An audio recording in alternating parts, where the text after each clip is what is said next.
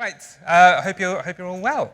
This is, I think, the last session of the day, and thank you for being here. I'm Pabial, I'm the chair of this session, and I'm really looking forward to this session. It'll be a really, really interesting session, talking about clearly unconscious bias and the mind. And before we do that, I just want to make sure that you all kind of at least know each other in some short form. It's always better to just have a bit of a quiet, easy chat with one another quickly before we get on to these things. So just do that for me quickly, please. Who are you? What do you do? Just do that to the person next to you. Go.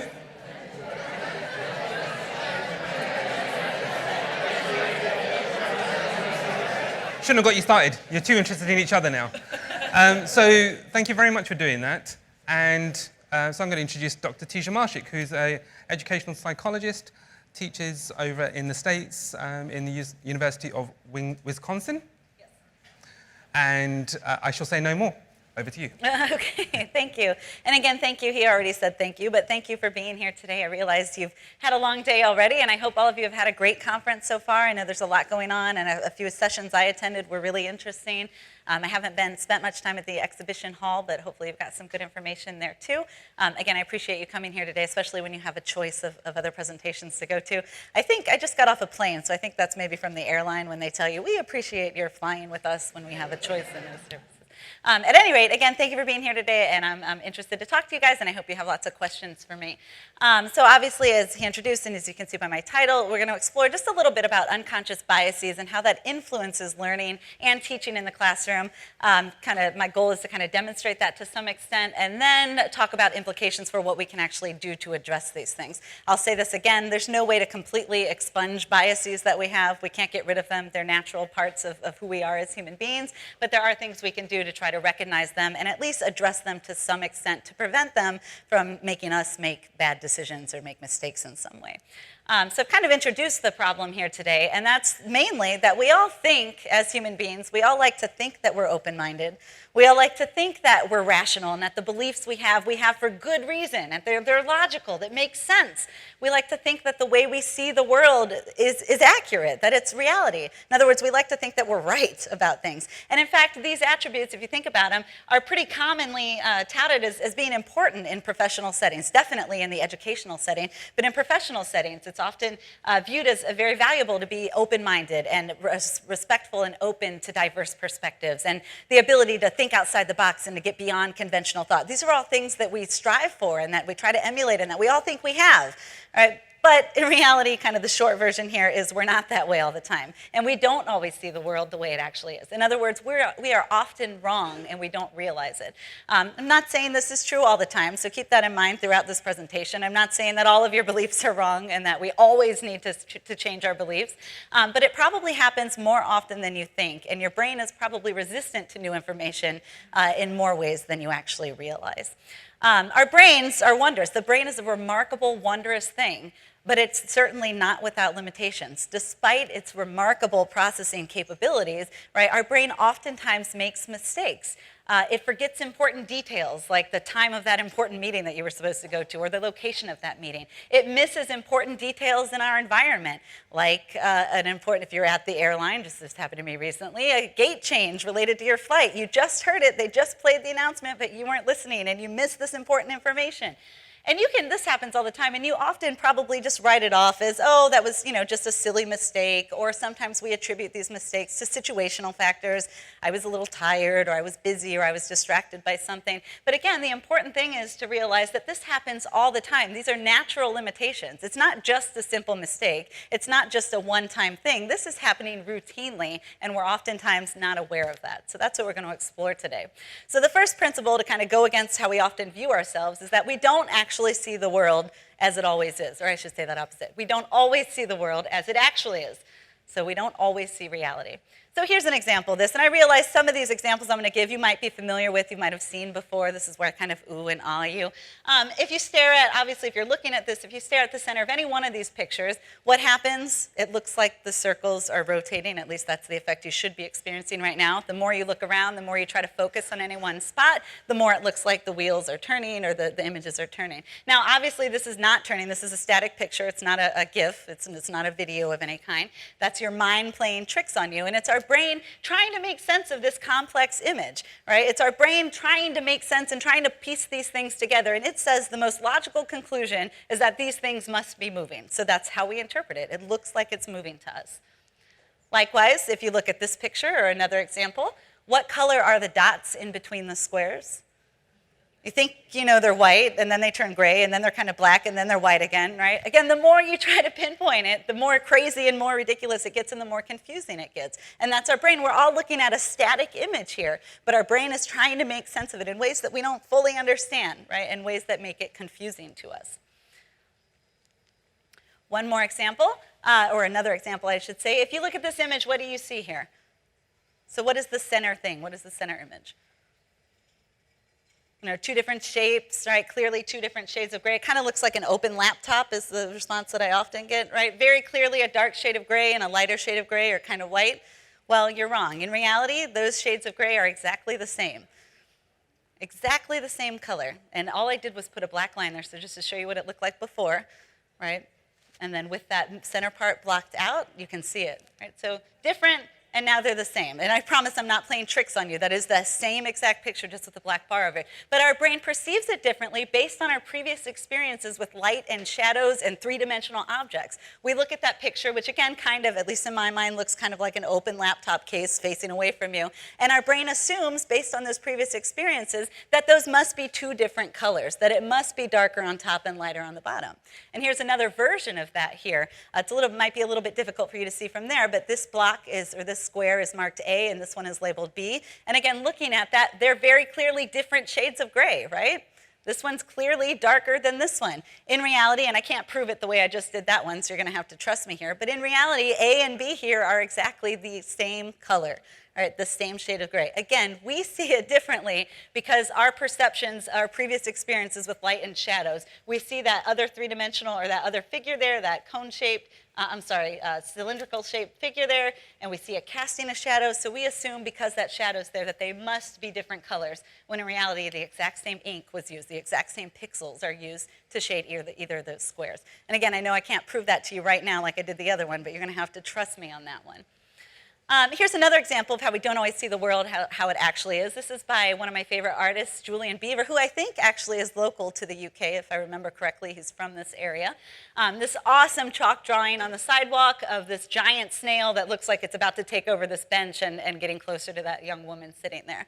All right, so this is from this perspective. But viewed from another perspective, it looks entirely different. It's only from that one particular angle or that one particular vantage point that the illusion works. And this is what brings me to my next point, and that's that, quite honestly, we see the world differently from other people. Again, that same image from two different vantage points looks entirely different. The effect is completely lost if you're standing on the other side of that bench. And this might seem obvious. This is something that you know. People have different opinions, different people have different experiences, but it's really important in a learning environment in particular that we take this seriously. We can't assume that we know what the other person is thinking or that we know their experiences or that they're understanding the material in exactly the way that we are intending them to understand it, because we all come from different backgrounds. We bring different experiences. We bring different background knowledge. We bring different perspectives to bear on any one situation, and that causes us to see things and interpret things very differently. So here's kind of a simple example that you might have seen before. What do you see when you look at this image here? Anybody? I heard a woman. What kind of woman? Can you be more specific? Okay, a young woman. How many of you see a young woman when you look at this image? Well, it looks like maybe a little bit less than half. If you see the young woman, right, this is kind of her cheek. She's got her face kind of to the side like that, looking back. Her cheek, her eye, her nose, her hair. Maybe she's got some elaborate head on. This is her neck and a necklace. How many of you saw something else when you looked at this picture? And what did the rest of you see? An old woman, right? If you look at it a different way, you see an old woman where this is her nose. She's got a big nose. Her eye, this is her mouth and her chin. And again, she's got hair and maybe a hat, etc. Right? Now, how many of you can see both of them? Right? Now you can easily switch back and forth, right? But the point is, initially, you saw something very different than the person sitting right next to you. You looked at the exact same image and interpreted it in two different ways. Here's another example like that. What do you see in this image? How many of you, a mouse? How many of you see a mouse? Okay, about half. How many of you see a face? Again, about half of you. Very different images. So again, just to point out to make sure you can see it. Oh, my pointer's a little dull here. But if it's a face, these are the eyes, and maybe he's wearing spectacles, his nose, his mouth, his ear, and I don't know, that's like the side of his head.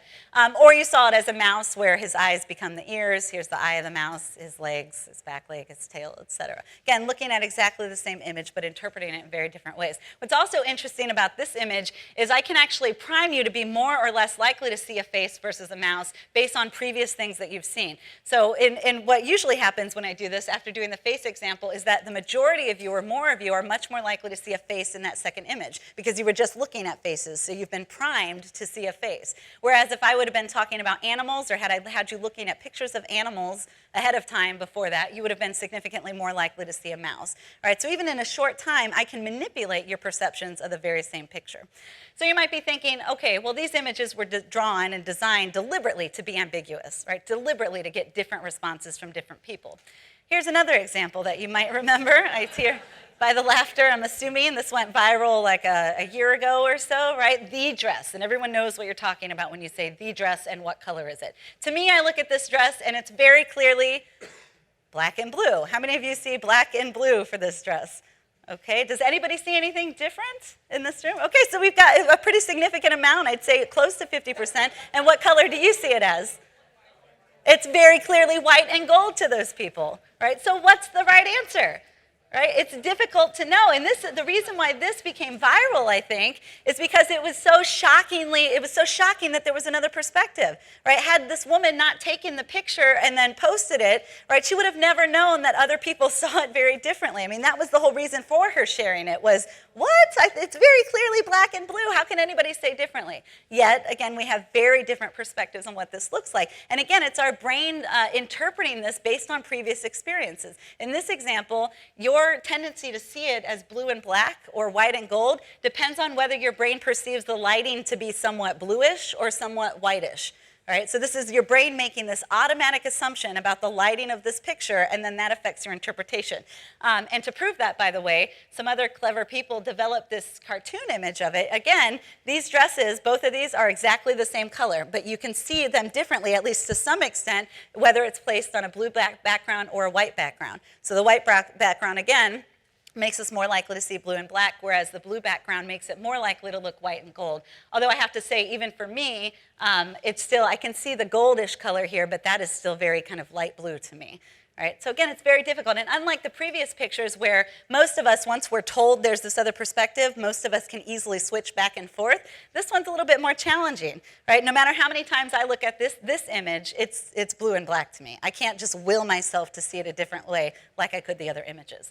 Right? So those are pretty, cute examples, right? But important reminders that we see the world differently from the person sitting right next to us. And we can't take that for granted, especially in a learning situation when we're talking about more complicated ideas. Those are pretty simple things, but when we talk about bigger ideas that we're trying to teach and communicate, right, you have to imagine that these differences can become more significant and more meaningful, right, can actually potentially cause problems. So that brings me to another limitation of the brain, and that's quite simply that we can only attend to a small amount of information in our environment at one time.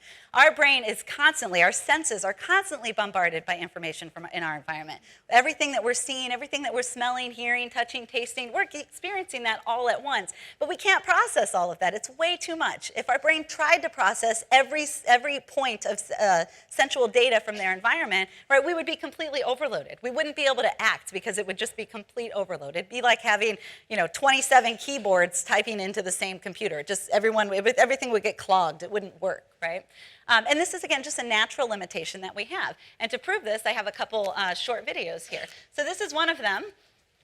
And I'd like you just to play along with the screen, or with the video. This is an awareness test.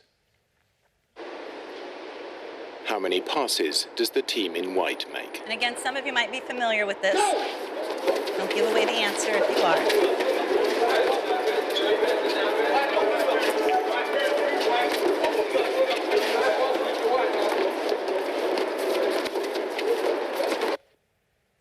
The answer is 13. How many of you got that?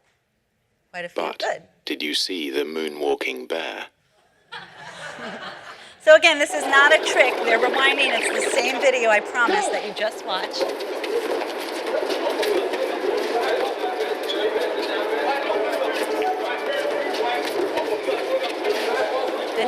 very clear that you can see it.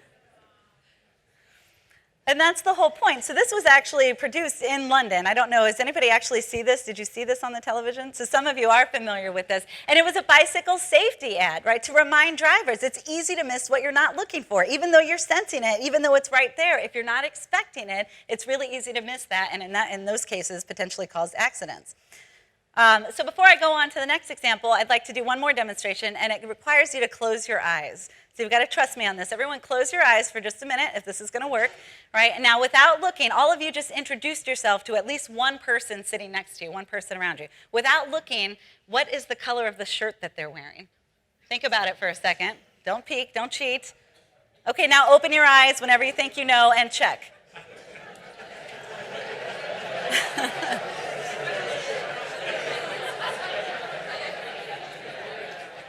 By the laughter, I'm assuming most of you were not right. How many of you were correct? Did anybody get it? Okay. Okay, so again, very clear, hopefully a poignant demonstration that I think I saw maybe 10 hands go up that you were correct and the rest of you were incorrect, even though you just talked to this person. They're sitting right next to you, right? And this was a detail that you sensed. It's not like they changed their shirt. It's not like you were blind to that. You sensed it. Your eyes saw it, right? But you weren't paying attention to it, so you didn't remember it. It was very easy to miss. So here's another demonstration of this. The monkey business illusion. Count how many times the players wearing white pass the ball.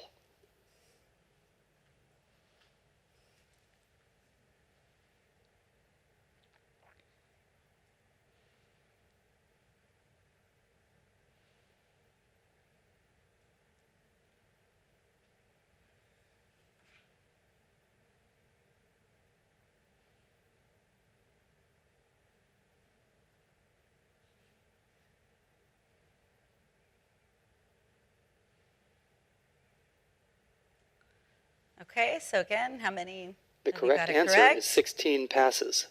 And did you notice anything else in that video? Did you spot the gorilla? Okay, very good. You guys are learning. For people who haven't seen or heard about a video like this before, about half miss the gorilla. If you knew about the gorilla, you probably saw it. But did you notice the curtain changing color or the player on the black team leaving the game? So again, no tricks here.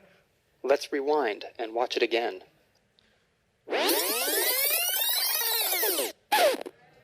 Here comes the gorilla, and there goes a player, and the curtain is changing from red to gold.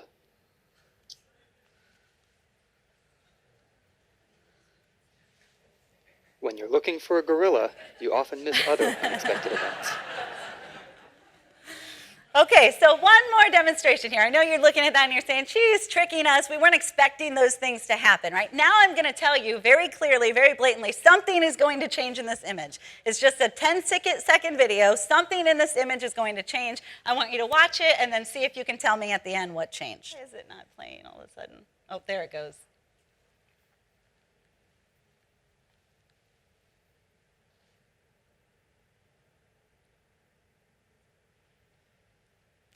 Okay, so now it's done, but if you saw the end, did you see it? And nobody saw, oh really, so I didn't ruin it. So no, did anybody see the change? Not one, oh, two people, what was it? The what at the screen? Nope, nothing flashed across the screen. There's a new rock that forms right on the bottom right of the image. So here, let me play it one more time. I thought I gave it away. Now watch the bottom right.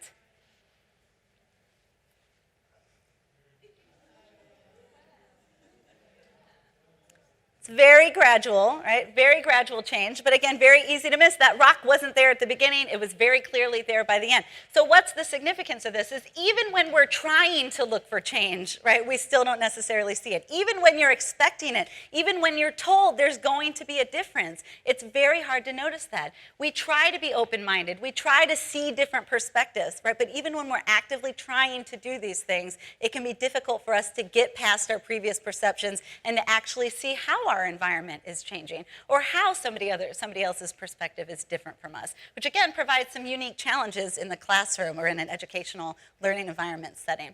And that brings me to this final point, is that our expectations, our previous experiences, our beliefs actually affect what we see in the way that we see the world. In other words, how we expect the world to be changes the way that we actually see it. And this is in part what contributes to those different perspectives. This is where biases come into play here, right? Now, we all have biases. They're just natural mental shortcuts that our brain takes. They're not inherently bad. Biases are not inherently bad. We often talk about them as something that needs to be overcome and something that needs to be prevented and that we should be ashamed of that. Nobody likes to admit their bias. But in reality, biases are really just our brain's way of dealing with all that information. It's our brain's way of taking kind of the best bet, kind of a bet about what is the best interpretation or what's going on here that helps us make good decisions and that helps us make, I should say, speedy decisions. Because in reality, we don't always have all the time in the world to be able to make a very thoughtful, laborious, thought-engaging process to make a decision in any given situation, right? We have to make decisions quickly, and that's what biases do. Of course, with this speed comes accuracy comes at the price, or is the price, right? With speed comes accuracy as the price. We can't always make good decisions because we essentially jump to conclusions, right? And this is where biases can be problematic. Now, again, you have cognitive biases. Even though we don't like to admit it, we all have cognitive biases. It's just a natural tendency of our brain. Everybody has them. And there's way too many to list. So, you might have heard of, some of you might have heard of before, our hindsight bias. So that's, after something happens, you look back and say, oh, well, I could have told you that was going to happen. So, for example, in the media, if there's a terrorist attack or something, we look back and we say, oh, look at all these warning signs. How could they have missed that? How did they not know that was going to happen, right? Because it's really easy to predict it afterwards. When you're actually going through it, right, it's not so easy to know exactly, to predict what's going to happen. But we all have hindsight bias. We also have a number of self-serving biases that make us feel good about ourselves. So, for example, pretty much everyone in this room, if I were to ask you how intelligent are you, almost everyone in here would say you are more intelligent than average, than the average person.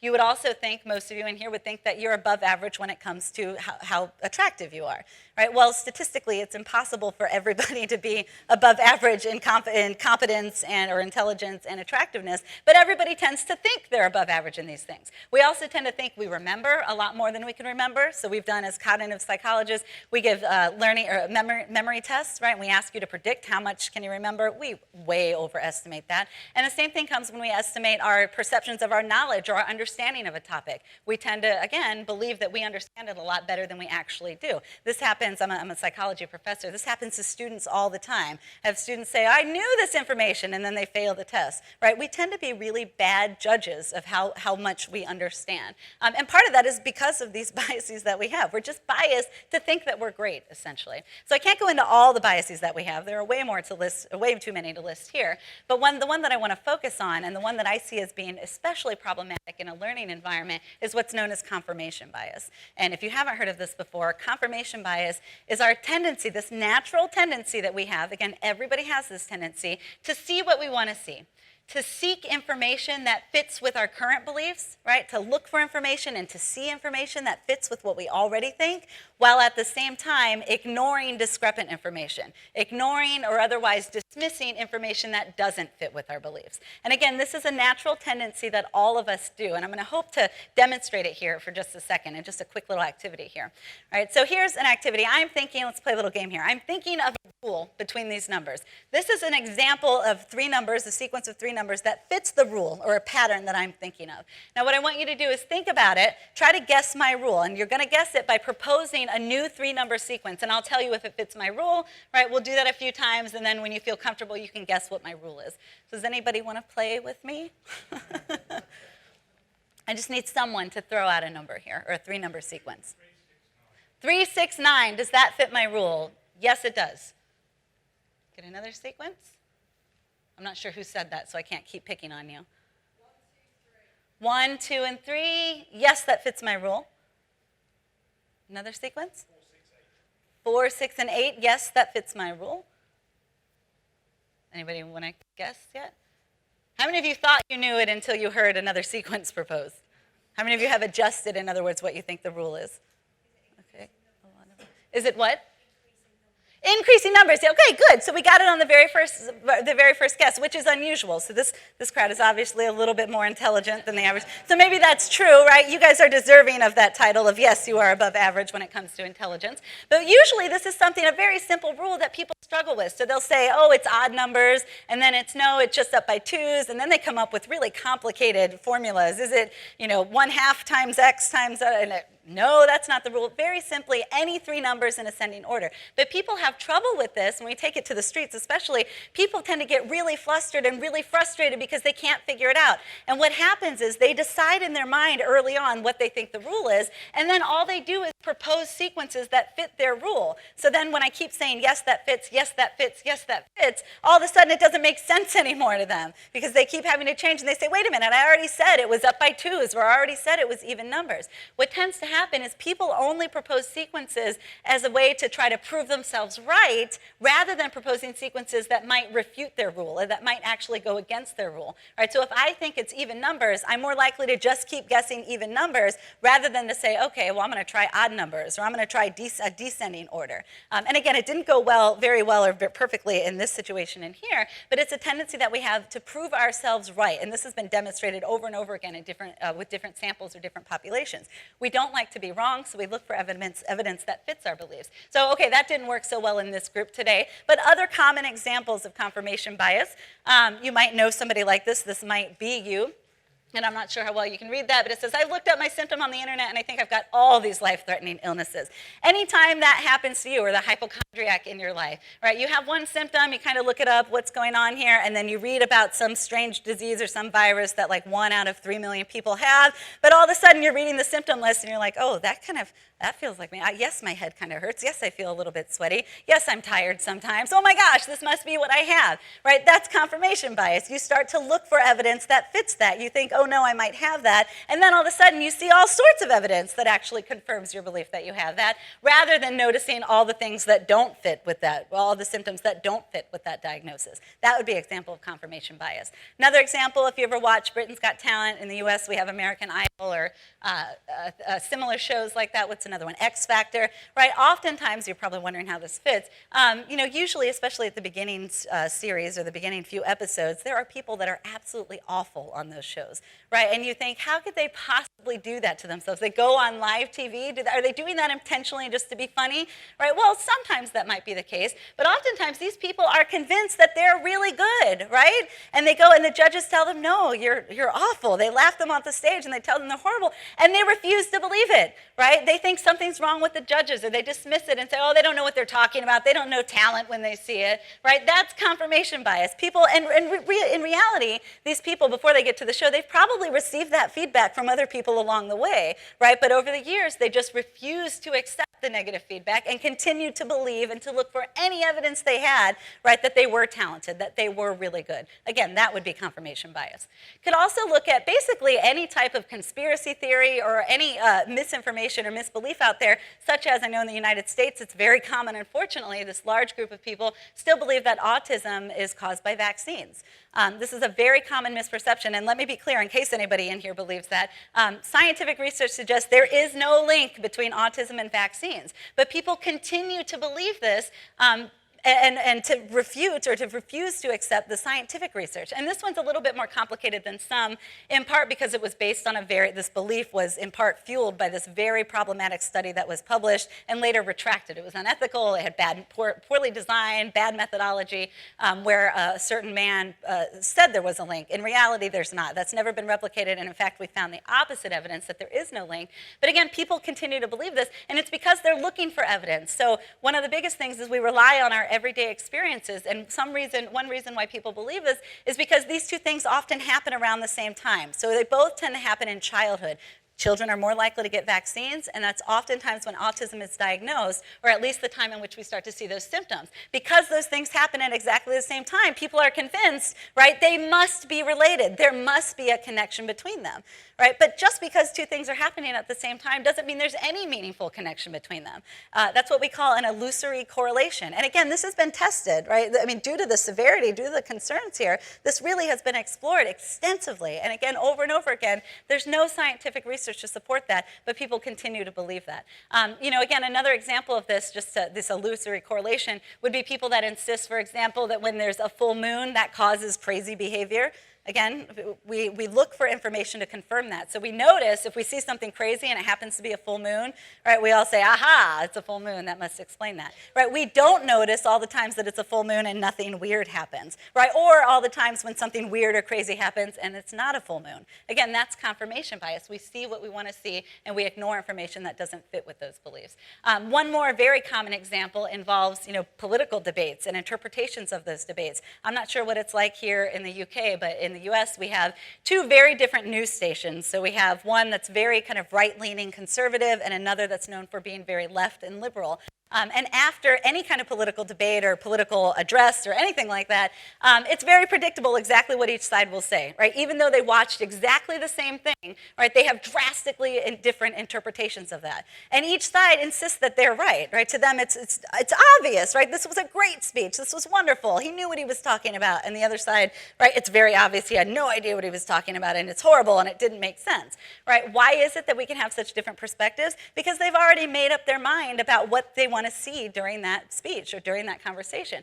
And then, so not only does it affect what they report, but it also affects the type of audience that they draw, right? We as audience members, or we as people, tend to be drawn towards that station with which we already agree, right? So we're only getting further confirmation for things that we believe. So if we think that politician is great, we watch the news station that's more likely to judge him favorably, and they all say, oh yeah, he's great, and we shake our head and say, yep, he's great, I told you, right? And then if we ever are forced to watch the other one, right, we're like, oh, immediately, we're just like, these people are idiots, right? They have no idea what they're talking about. How could you watch that? It's so biased, right? We see biases in other people, but we're not so good at recognizing them in ourselves. That's actually another bias. That's called blind spot bias, right? It's very easy for us to see when somebody else is biased, and we're quick to point that out, right? But when it comes to us, we all think, oh no, I'm not that biased. We might say, I'm a little bit biased. We might admit that, but we still think we're less biased than the average person. And again, that's statistically impossible. Most of us are biased. So what does this mean for learning environments and working environments? Well, stereotypes. This is a common example, and I'm not going to go too much into depth with this social research, social psych research, but stereotypes, the reason why they stick around, the reason why they're so pervasive is confirmation bias, right? Even though we're told from a very early age, don't judge a book by its cover, we do this routinely. We do this all the time, whether it be based on someone's gender, someone's age, someone's ethnic background, someone's religious backgrounds. I mean, go down the list, right? There's all sorts of quick judgments that we make once we're given this information about somebody.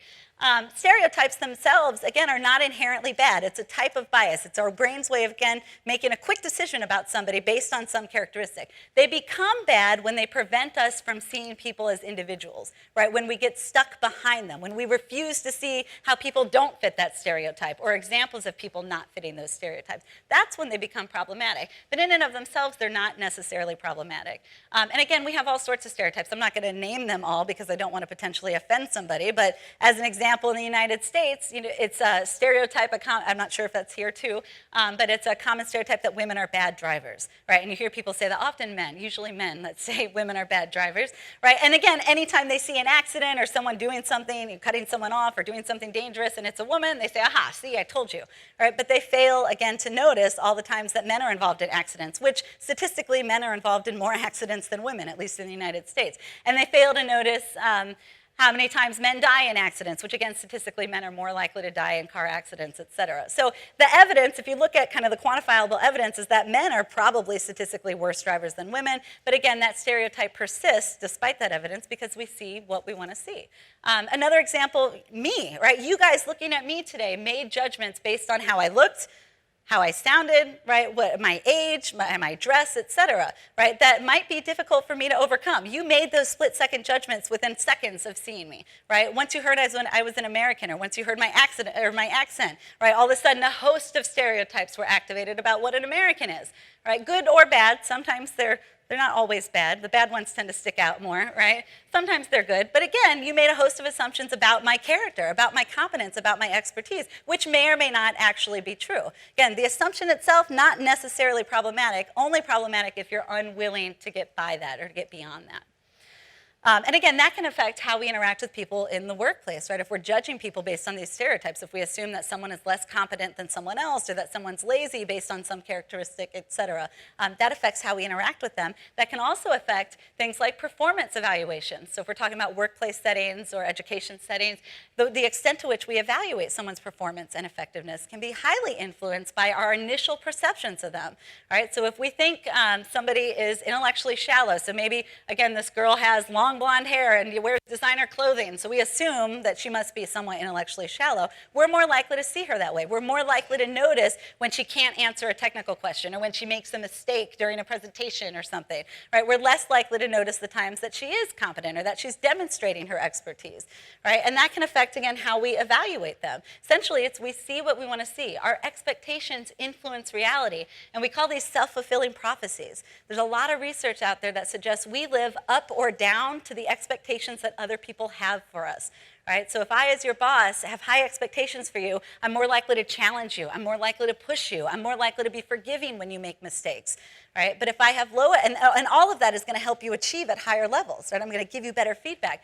But if I have low expectations for you, I'm less likely to give you those challenges in the first place, less likely to trust you with important projects, right? And less likely to interact with you in positive ways, all of which can actually hurt your performance. Right? So in that way, and I'm not doing that as a boss. We don't do that intentionally. Right? I don't think any bosses would say, oh yeah, I'm intentionally biased, I'm intentionally judging you and treating you differently, right? But research says that it happens all the time. Same is true in the classroom. Teachers often make judgments about their students' capabilities on the very first day. It might be just their first impression of that student. It might be based on the student's reputation, what other people have told them. It could be based on performance on the first exam. But we often make up our minds about people early on, and then it's very difficult to change that. We've seen, again, teachers' perceptions early on can affect students' achievement at the end.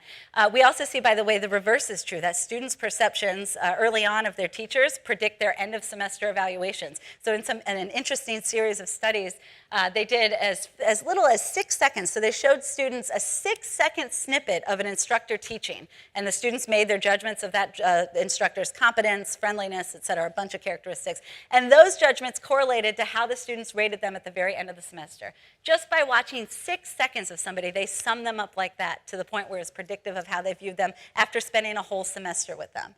Now, on the one hand, you could argue, well, maybe we're just really good at judging people, right? We're really good at summing people up and that these judgments are accurate, right? And that might be true to some extent, right? So students, for example, get reputations for a reason. People sometimes get reputations around the workplace for a reason because they've behaved certain ways, right?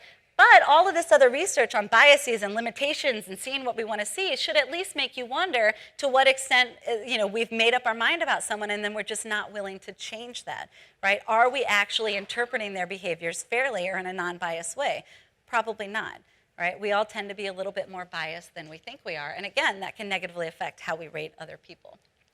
Another example of this in the workplace and education settings is when you see people that are really reluctant or resistant to try new methods or new things, right? So they stick with the tried and true methods or things that they've done before because they're convinced that they work, right? They're convinced that they're effective, and they're convinced that whatever you're trying to teach them is stupid, right? And that it doesn't work. And no matter how much you try to teach them initially, right, they tend to be really resistant because they want to see what they want to see. They want to see that their methods are effective. Even though your methods, the new approach, might be significantly more effective, might be significantly cheaper, right, or less expensive is something in business that we're always striving for, right? It might be more innovative, cheaper, more effective. They're less likely to see that because it's different, right? So you oftentimes get people, again, employees especially, that are really resistant to trying that new software program or to switching over to some other method of using something because, again, they're convinced that it's not going to be beneficial. And then as they're going through that training process, right, the first time something goes wrong or the first time they mess up, what do they say? See, I told you, this is stupid. We shouldn't be doing this way. We need to go back to the other way, right? And again, part of that, sometimes it might be true that the new method, maybe it's not worth it. Maybe it's not as good, right? But again, our first natural reaction is to be resistant to that. We don't like to be wrong. Our brains do not like to be wrong. Our brains do not like to change. So we naturally, without realizing it many times, put up the blinders, put up those defenses, right, immediately, and that can actually prevent us from being exposed to some better ideas, right, or good approaches. Another example of this are just kind of beliefs we have about learning and education. How many of you have heard about the whole right brain, left brain thing, that you're either more right-brained or you're more left-brained? Right, so you might have heard of this. Being left-brained means what? Does anybody remember? If you're left brain, what kind of thinker are you? Actually, it's the opposite of what I heard up here. Being left brain means you're more mathematical. Someone said creative. That's right brain. Left brain means you're more sequential in your thinking and mathematical and logical and kind of cold calculating processor kind of type of person. Whereas the right hemisphere, people that are right brain, tend to be more creative and more holistic and more artsy in their thinking, et cetera. Well, that whole thing is a myth. Right? That's actually not true. There are all sorts of quizzes out there. I'm sure some of you have taken those quizzes like, ooh, find out if you're left-brained or right-brained. And it's all over Facebook. And people like to talk about that. And people say, oh, you need to find that out in your students and address that and incorporate that. But in reality, it's just not supported by research. The reality is that we all use both hemispheres all the time on any given task. Now it comes, so why does this belief exist? It comes from some good neuroscience research about the lateralization of the brain. And again, I'm not going to go into a long explanation, but we do know, for example, that the left hemisphere is responsible for everything that happens on the right side of your body and vice versa. We also know that there are localized parts of the brain. So for example, our language centers tend to be localized in the left hemisphere. So the left hemisphere is more active when we're engaging in language processing, when we're talking, but that doesn't mean that we're not using the other hemisphere. For any given task, both of those hemispheres are constantly communicating, and both of them are necessary for us to interact with our world in an everyday manner, right? And this is why studying split brain patients is so interesting, right? People that have had their corpus callosum severed, where the hemispheres no longer communicate, right? They have great difficulty functioning normally in society because there's not that integration or that interaction between the two hemispheres. So again, it's a myth. It's a gross exaggeration that people are more right brain or left brain than the other. All of us use both sides of our hemisphere. Likewise, how many of you have heard of learning styles? How many of you have been told you have a learning style or taken some type of learning style assessment? Okay, how many of you have attended some type of training, like mandatory or not, where you've learned about how to promote learning styles and or some kind of conference session, hopefully not at this one today? Right? Well, again, this is a huge myth, and this is one of the reasons why I brought this up, because this is one of the most pervasive myths out there in education, that people have one style in which they learn information best. So the most common version of this is VAK, or that there are visual learners, auditory learners who learn best by hearing, and kinesthetic learners who learn best by doing. But again, research, study after study has shown that that doesn't actually happen. So we take people, for example, who say they're visual learners, and we teach them visually, and we teach them auditorily, and we teach them something else kinesthetically, and then we test them to see how much they learn. If learning styles were true, if that was accurate, we would expect the visual learner to do best in the visual instruction condition. But that never happens. And we've repeated that with all different types of learners in different contexts, different ages. It doesn't happen. So even though people have preferences, so if I were to ask you, would you prefer to see something or hear something or just do it? Most of you would probably say, oh, you'd pick one of them, right? In reality, what's more important, those preferences don't affect learning. In reality, what's more important is that the content is presented in a way that makes sense with what you're trying to teach. So as a quick example, if I wanted you to know what the United States looked like on a map, using visual methods is going to be the best way to teach that to you. Regardless of what type of learner you think you are or what your preference is, seeing it, if I want you to know what it looks like on a map, seeing it is going to be the best way to teach you that.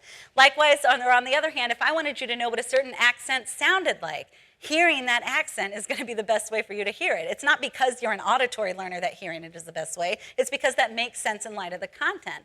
So rather than wasting our time as teachers or as educators in trying to adapt to different learning styles, which research says doesn't actually enhance learning, right, we'd be better off thinking about, okay, what is it that I'm trying to teach here, and what modality or mode of presentation works best for that. Keeping in mind also that probably with most material, incorporating multiple modalities is a good idea. Right? So if I wanted to teach you how to play the game of football, right, giving you verbal instruction about it and explaining the rules and such, allowing you to watch a game or watch yourself on film, and encouraging you to do it, actually kick the ball, etc., all of those are going to be useful. Right? I probably wouldn't limit it to just one of them, because most experiences require us to use multiple modalities. So yeah, using multiple modalities can be a good idea, but we shouldn't do it because we feel pressure to meet everybody's individual learning style, and we shouldn't necessarily be forced or feel pressure to use every modality in every presentation if it just doesn't make sense.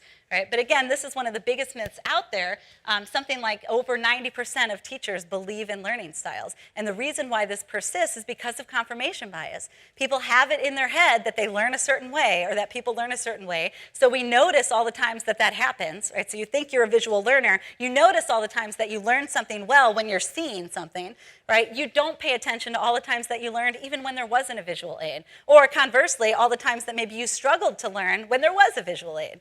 Right? And this is one of the reasons why we need to disabuse people of this belief, is because in many ways, not only are teachers wasting their time, but we can limit ourselves. If I think I'm a visual learner and then I go to a presentation and there's no visual aid, I might immediately shut down, right? My motivation ceases, or I immediately give up and say, well, I'm not gonna get this, and I tune out. And then I end up not learning.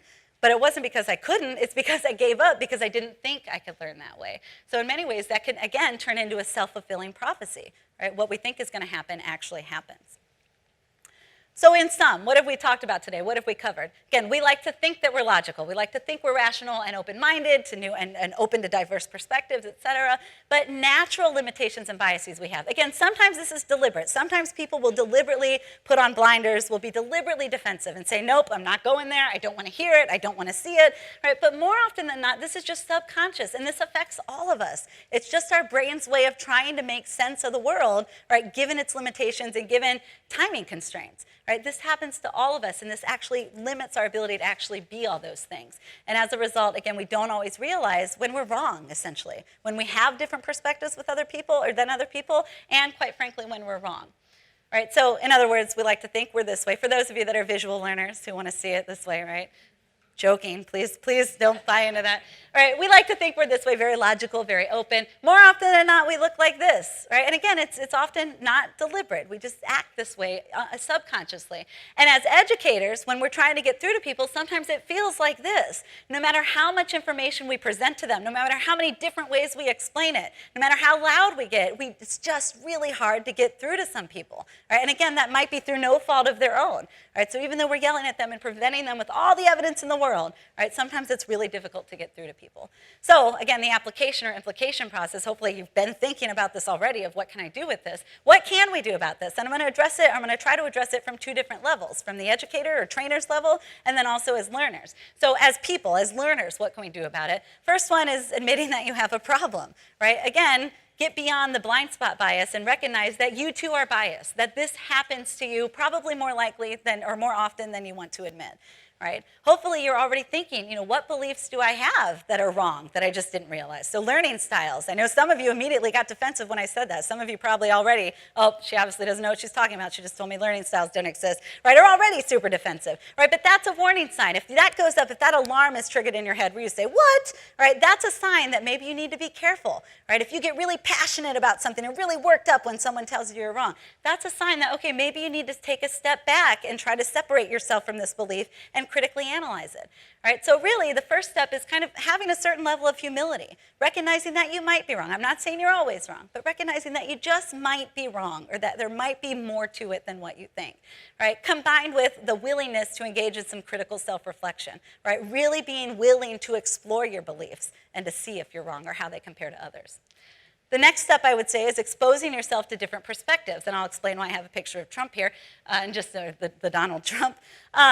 Really being open-minded and exposing. Too often, we surround ourselves with people that are like-minded, and we do this sometimes intentionally, right? We like to be around people who think like us. It makes us feel good. It's comforting, right? We pick our friends to some extent, people that think like us in many cases, because it's just, we think we're right, and that's good. We get that good feeling. But unfortunately, that prevents us sometimes from seeing that there are even other perspectives out there.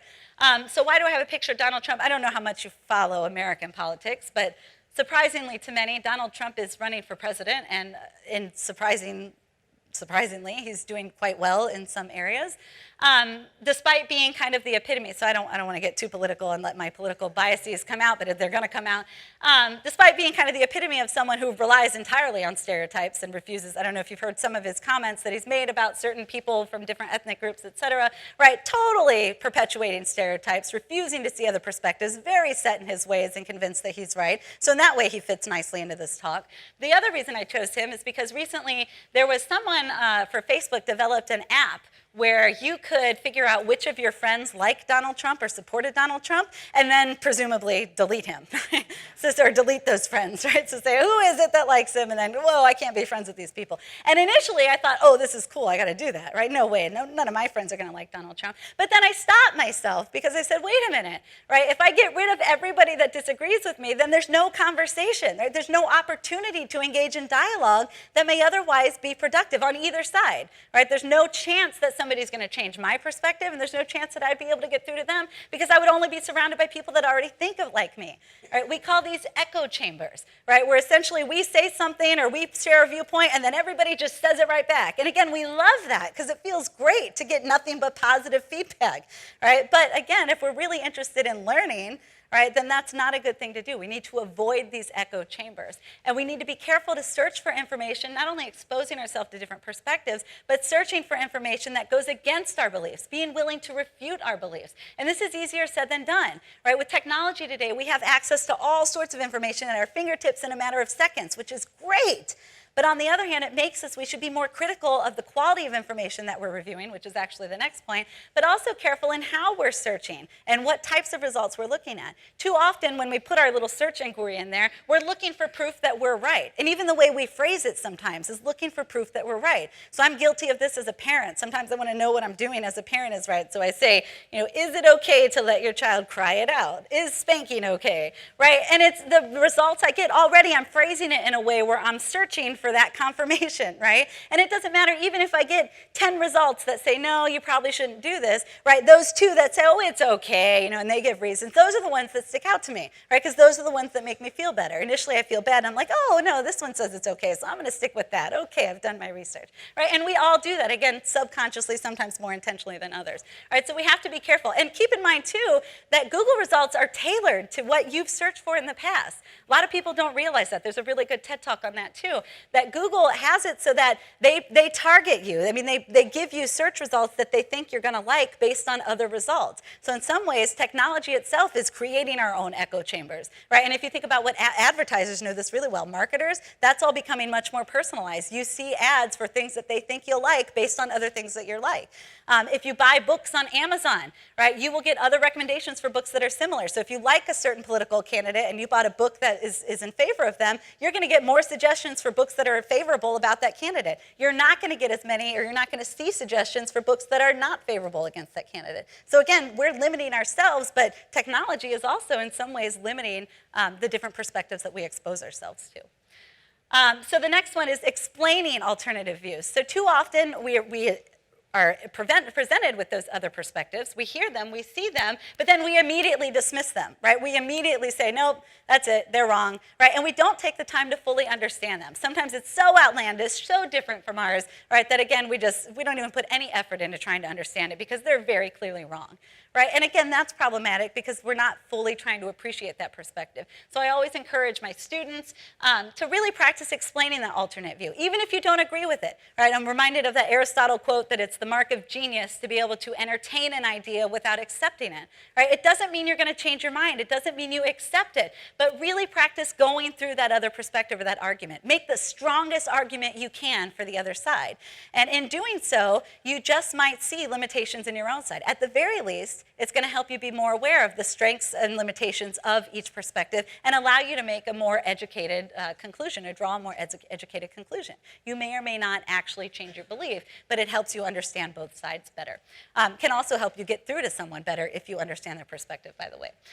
Getting back to a point I always mention, relying on quality evidence. Again, not all evidence is equal, and this is something that my students oftentimes have a hard time learning, right? They say, I gave you my opinion, right? Everyone has their opinion, everyone's entitled to their opinion, so what, right? You can't grade me on that essay, I told you what I thought, right? Well, no, you have to back it up, and not all evidence is equal. Just saying, because I said so, or because it's true for me, right, that should be a big red flag. That doesn't necessarily mean it's true for anybody else. So we should rely on research, we should rely on the experts. And I'm not saying blind faith, right? Don't just blindly believe what other people tell you or what the experts tell you. A little bit of skepticism is good, but we need to be careful that we're not just being skeptical out of defensiveness, which is oftentimes what happens, right? We're very happy to listen to our doctors and to believe our doctors when they tell us, oh yeah, you have this ailment and here's the medicine. We blindly accept that from them and, oh yeah, they know what they're doing, right? Until they tell us something we don't want to hear. Then all of a sudden they say, oh, you need to lose weight or you need to stop eating. And then they don't know what they're talking about, right? And then we want a second opinion.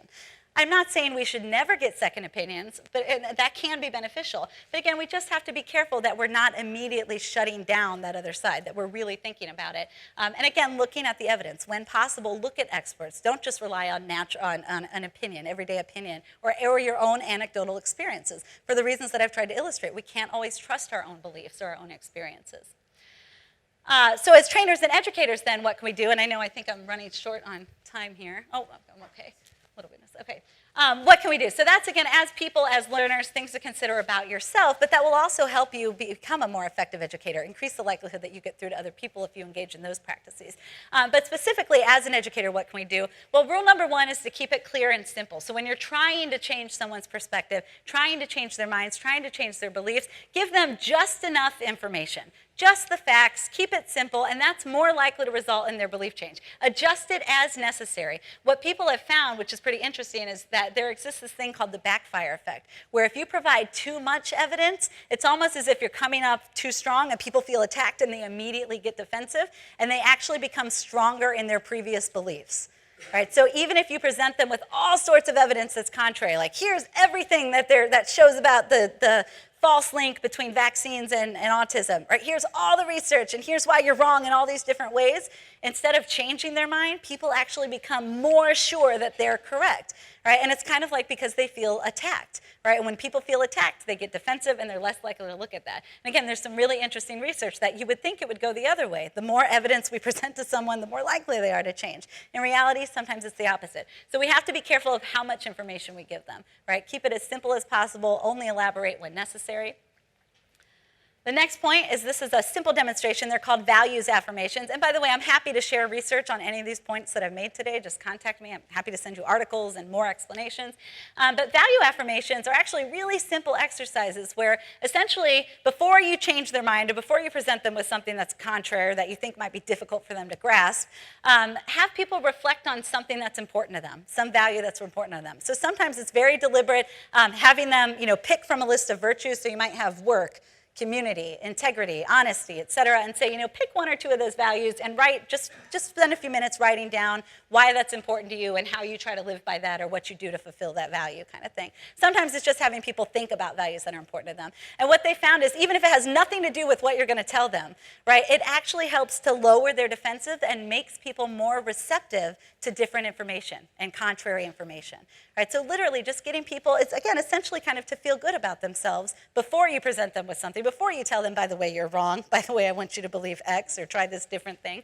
That again makes them more receptive to that. It doesn't work if you tell them that's what you're doing. Right? So don't tell them, I want you to think about your values because I'm really going to try to mess with you and change your mind later. Don't say that because that doesn't work. But giving them that chance to self-reflect first or to affirm their values helps.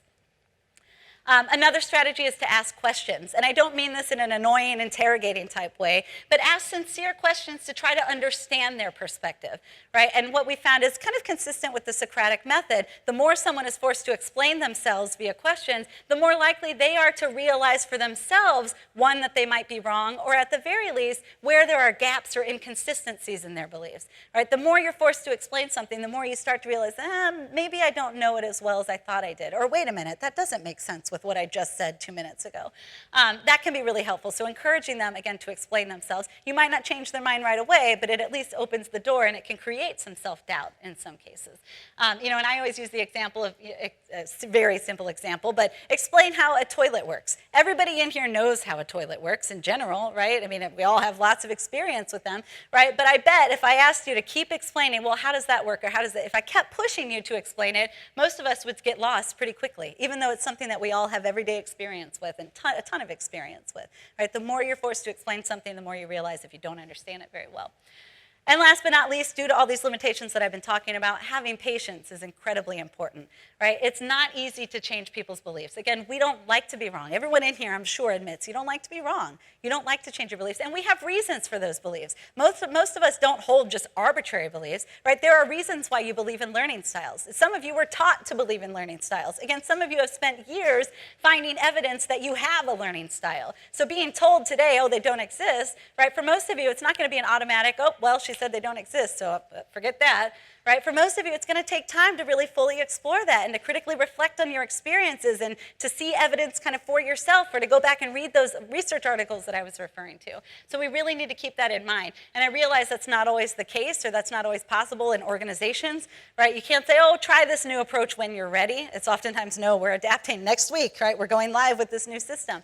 But at least keeping in mind that it's going to take time for people to be accepting of that and that it's going to be natural natural to have these roadblocks or resistance, at least along the way. People are going to be resistant. People are not going to like it. It's going to be hard to convince them otherwise. But having faith that eventually, right, with enough experience, they will eventually change their mind and see the merit in your view or your perspective. So that's all I have for today, but I'm happy to take questions. And again, if you want any other information, I'm very happy to share references and resources and research articles in particular. Thank you very much. Thank you. Thank you.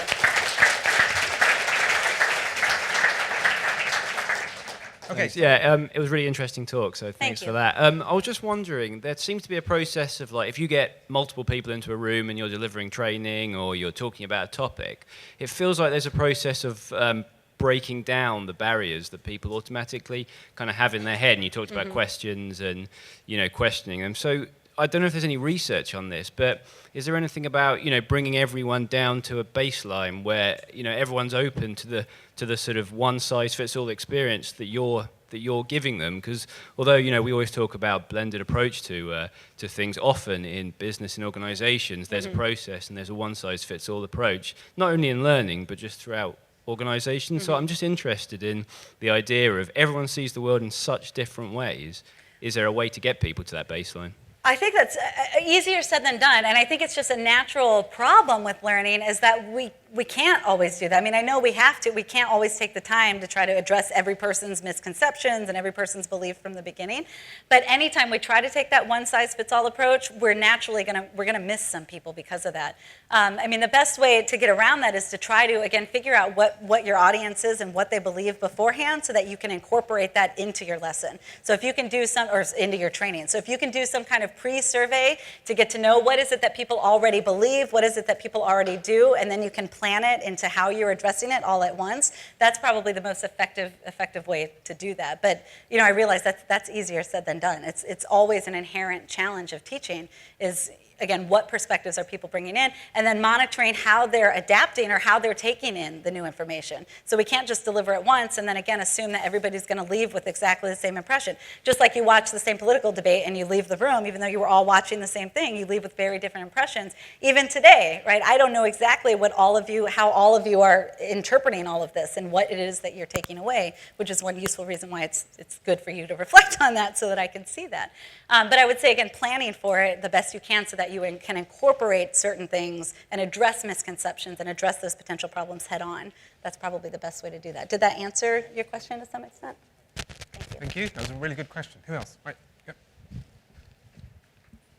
Hi, thank you for that. That was a really good session. Thank you. I just, in a way, I'm actually quite pleased about the learning styles. Not existing. Being a bit of a myth, because sometimes to cater for every single learning style, that can be a little bit of a headache at times. And actually, I like the idea of being able to go back and reflect on what I'm delivering and think that I'm catering for the media that I'm putting across as opposed to the learner and allowing them to see the best side of it as opposed to having to set it to each learning style. So that was really good. Although I will say, so I get that a lot, is that, and for many of us, it's a relief. Oh, it's one less thing I have to worry about. But if you think about it the other way, it doesn't necessarily make our jobs as educators easier that much, because people still differ greatly on their background experiences and on their ability levels and on their interests and their other forms of motivation. Those are all other things that we still have to try to account for. So I mean, yes, in the one sense, it's one less thing that we have to worry about, but it's still really challenging to address all those other ways that learners differ that do impact their learning. We've got time for one more. point. So who would like to say something, offer something, question? Thank you. Hi. I'm interested in the backfire effect. Say you've got 20 points to make change their opinion. Is there like a way around it, a certain time spread between releasing the points to convince people? Good question. I'm trying to think of a study. I know timing is really important. But I can't remember the specific details for how.